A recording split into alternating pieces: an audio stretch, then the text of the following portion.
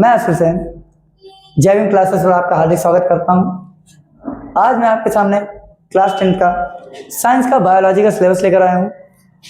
देखिए, क्लासेस शुरू होने से पहले हमें सबसे पहले ये पता होना चाहिए कि हमारा सिलेबस क्या है और हमें उसको किस तरीके से पढ़ना है, हमें कितने समय में कितना सिलेबस खत्म करना है, ये सारी चीज़ें आपको पता होनी चाहिए।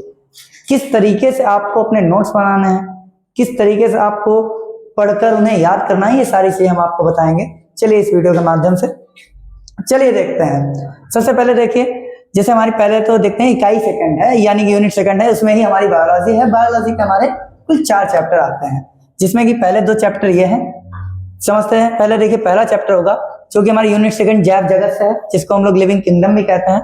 तो जैव प्रक्रम जो कि है लाइफ प्रोसेस में हमारे 2 चैप्टर मूलभूत हैं, जो कि सजीव पौधों तथा जंतुओं में पोषण, और दूसरा है श्वसन, परिवहन तथा उत्सर्जन की मूलभूत अवधारणा।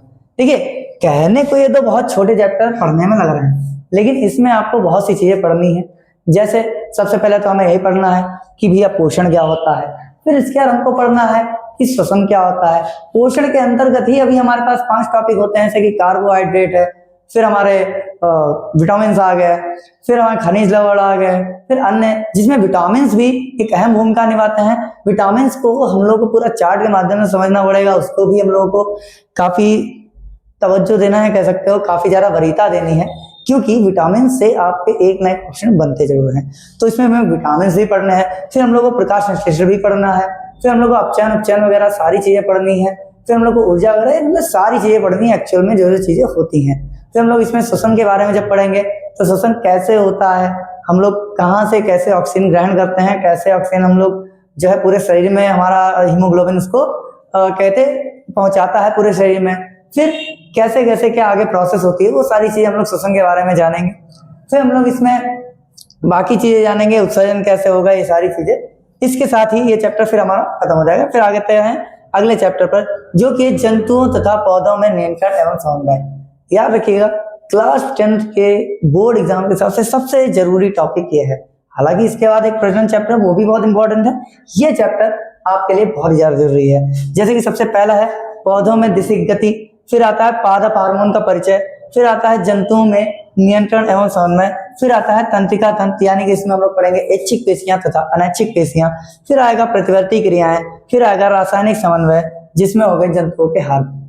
देखिए, पादप हार्मोन हमारे लिए उतनी ज्यादा महत्वपूर्ण नहीं है, याद रखिएगा। इससे शायद ही एक आध क्वेश्चन बन जाता है, कोई बड़ी बात नहीं है, लेकिन सबसे जरूरी जो इसमें 2 चीजें हैं, एक तो ये जंतुओं में नियंत्रण एवं समन्वय, हम लोग समझेंगे कि आखिर जंतुओं में हार्मोन का नियंत्रण होता किसकी वजह से, जो कि हाइपोथैलेमस की वजह से होता है। ये होता है पीयूष ग्लैंड के जस्ट पड़ोस में ही, मेरा या कहा जाए पीयूष ग्लैंड के जस्ट पास में होता है हाइपोथैलेमस, जो कि सभी ग्रंथियों को, सभी ग्रंथियों के हार्मोन के श्रावण को कंट्रोल करता है। कितना हार्मोन कब निकलना है वो सब हाइपोथैलेमस देखता है। फिर उसके हिसाब से हम लोग फिर आगे देखते हैं हम लोग तंत्रिका तंत्र। तंत्रिका तंत्र में हम लोग देखेंगे ऐच्छिक पेशियां और अनैच्छिक पेशियों के बारे में।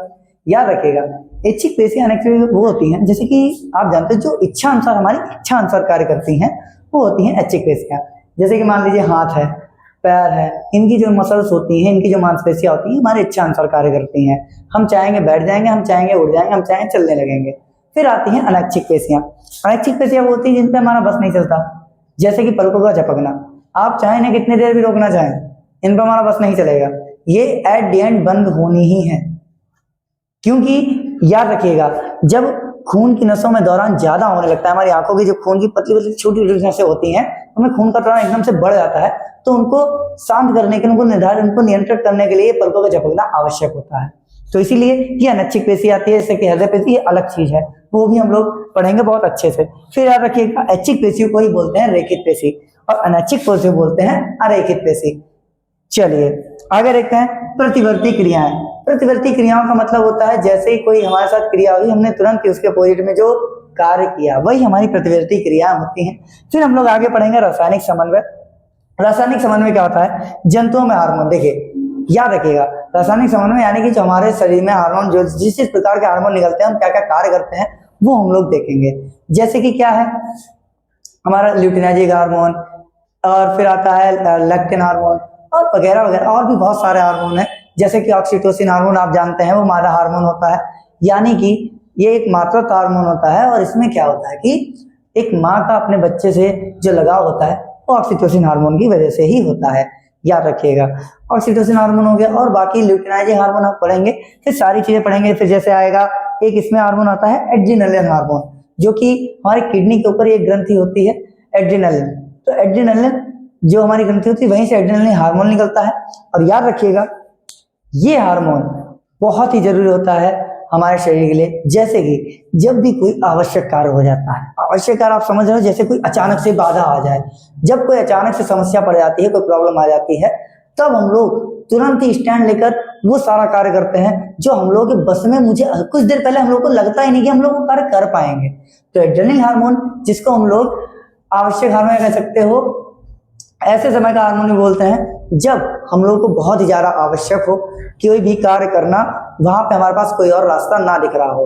अगर कोई लंगड़ा होगा तो याद रखिएगा, अगर कोई देख रहा है कि सामने पानी में बहा जा रहा है, नदी में बहा जा रहा है, और आप मान लीजिए कि आप लंगड़े हैं, तो आपके अंदर उस वक्त इतनी ज्यादा ताकत आ जाएगी कि आप बंदे को दौड़ कर बचा सकते हैं। याद रखिए एड्रेनलिन हार्मोन इतना पावरफुल होता है कि वो आपसे कुछ भी करा सकता है, याद रखिएगा। लेकिन इसको हमेशा क्या कहते हैं, इमरजेंसी हार्मोन भी बोलते हैं, याद रखिएगा। चलिए इतनी सी चीज देखते हैं, फिर हम लोग जरा सा हम लोग अगले चैप्टर पर चलते हैं, जो कि हमारा होगा प्रजनन। चलिए देखते हैं अगला चैप्टर हमारा होगा प्रजनन, जो कि है रिप्रोडक्शन। हाँ, मोस्टली स्टूडेंट्स का ये बहुत सारा कह सकते हो पसंदीदा टॉपिक भी होता है, क्योंकि इससे क्वेश्चन बहुत आते हैं। याद रखिएगा, इससे आपका सीधे सीधे क्वेश्चन पूछा जाएगा, जो क्या होगा, नर जनन तंत्र का सचित्र वर्णन करने या फिर मादा जनन तंत्र का सचित्र वर्णन करने। यहाँ से एक क्वेश्चन जरूर बनता है, लेकिन यहाँ से भी एक क्वेश्चन बहुत जरूरी बनता है जब हम पौधों में प्रजनन पहुंचते हैं। याद रखिएगा, इसमें हर एक चीज पूछी जाती है, पुंकेसर क्या है, स्त्रीकेसर क्या है, फिर वहां से प्रजनन कैसे होता है, कि जैसे ही कहते हैं अंडाशय में जब पुंकेसर घुसते हैं, यानी पुंकेसर के कह सकते हो, जब दो नर युग्म घुसते हैं। याद रखिएगा, जैसे ही हम लोग इस प्रजनन की इसके प्रजनन के बारे में पढ़ेंगे तो इसमें बहुत बढ़िया बात आती है कि इसमें जैसे हमारे सेल में क्या होता है, एक नर युग्मक जाता है सेल के अंदर, लेकिन यहाँ दो नर युग्मक पहुंचते हैं। अब दो नर युग्मक होते हैं और 3 मादा युग्मक होते हैं। 3 मादा युग्मक में क्या होता है कि जो एक मादा युग्मक है, वो मादा युग्मक एक नर युग्मक से मिलकर पहले तो वो क्या कर लेगा, एम्ब्रियो बना लेगा, और बाकी बचे एक नर युग्मक और 2 मादा युग्मक वो आपस में मिलकर फिर इसका भोजन का निर्माण करते हैं, कह सकते हो भोजन बनाते हैं। तो हम लोग इसके बारे में जब पढ़ेंगे, ये बहुत ही महत्वपूर्ण टॉपिक रहेगा आपके बोर्ड के एग्जाम के हिसाब से। फिर हम लोग देखेंगे लैंगिक जनन तथा अलैंगिक जनन क्या होता है। लैंगिक जनन जैसे कि मोस्टली जानते हैं आप लोग कि मादा और नर की आवश्यकता होती है, लेकिन अलैंगिक जनन में कोई दिक्कत नहीं है, इसमें कहते अकेला ही पेड़ काफी रहता है। चलिए आगे देखते हैं। फिर प्रजनन स्वास्थ्य के बारे में भी जानेंगे। प्रजनन स्वास्थ्य बहुत जरूरी है, याद रखिएगा, कैसे एड्स होने से बचाएं, फिर कैसे परिवार नियोजन की पूरी तैयारी करें, ये सारी चीजें आप समझेंगे। फिर हम लोग देखेंगे सुरक्षित यौन एवं HIV एवं एड्स, ये याद रखिए बहुत जरूरी चीज, इसके बारे में आपको समझाऊंगा ये होता कैसे है। ये प्रोसेस जब आप समझेंगे तब आपको समझ आएगा एक्चुअल में कितना खतरनाक होता है, कितना डेंजरस होता है। तभी इसके लिए हमेशा बताया जाता है कि अगर आपको सिम्टम्स दिख रहे हैं तो पहले इसका इलाज करा लीजिए।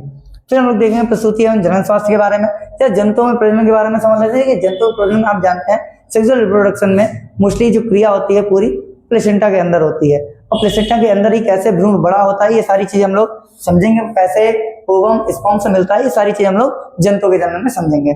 चलिए फिर आता है आनुवांशिकता। आनुवांशिकता क्या होता है, यानी कि हमारे जो फोर फादर होते हैं या पूर्वज होते हैं, उनका हम लोग गुण लेकर पैदा होते हैं, वो किसकी वजह से, हेरिडिटी यानी आनुवांशिकता की वजह से। इसके बारे में हम लोग जानेंगे। फिर हम लोग इसमें मेंडल का योगदान जानेंगे, उन्होंने मटर पे जो प्रशिक्षण किया था, फिर उसके बारे में समझेंगे। फिर हम लोग देखेंगे आखिर ये लिंग निर्धारण होता कैसे है, कैसे एक कहते कैसे लड़की बनती है, कैसे लड़का बनता है, ये सारी चीजें हम लोग इस लिंग निर्धारण में समझेंगे। संक्षिप्त परिचय, लेकिन मैं आपको डोंट वरी, मैं आपको बखूबी डिटेल में पढ़ाऊंगा।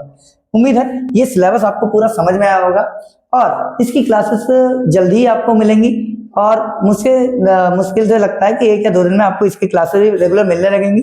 और मुझे उम्मीद है आप लोग इसके प्रॉपर नोट्स बनाएंगे। याद रखिएगा, मैंने पहले वीडियो में भी ये समझाया था, अगर आप प्रॉपर नोट्स नहीं बनाते हैं तो एंड टाइम पर आपके लिए बहुत ज्यादा समस्या होती है, फिर आप इधर उधर भागते हैं, बहुत सारी वीडियोस देखते हैं। अगर आपके खुद के नोट्स बने होंगे तो याद रखिएगा आपको ढेर सारी वीडियोस देखने की नहीं पड़ेंगी। उम्मीद है आपको ये बात अच्छे समझ में आई होगी। आप अभी से इसको जो है अच्छे से नोट करें और बखूबी इसको समझें, कौन सा हमें पहला टॉपिक समझना है, कौन सा हमें आखिरी टॉपिक समझना है। आप अगर बताएंगे तो उस हिसाब से भी हम चलेंगे। कोई अगर टॉपिक आपको पढ़ना है तो आप बता सकते हैं, लेकिन मोस्टली मैं चाहूंगा कि आप पहले चैप्टर यानी जैव जगत में जो है हमारा जैव प्रक्रम वहीं से हम लोग शुरू करें। उम्मीद है ये चीज आपको समझ आई होगी। चलिए जल्दी ही मिलते हैं आपको नेक्स्ट वीडियो में। लाइक करें, सब्सक्राइब करें। जय भीम, जय भारत।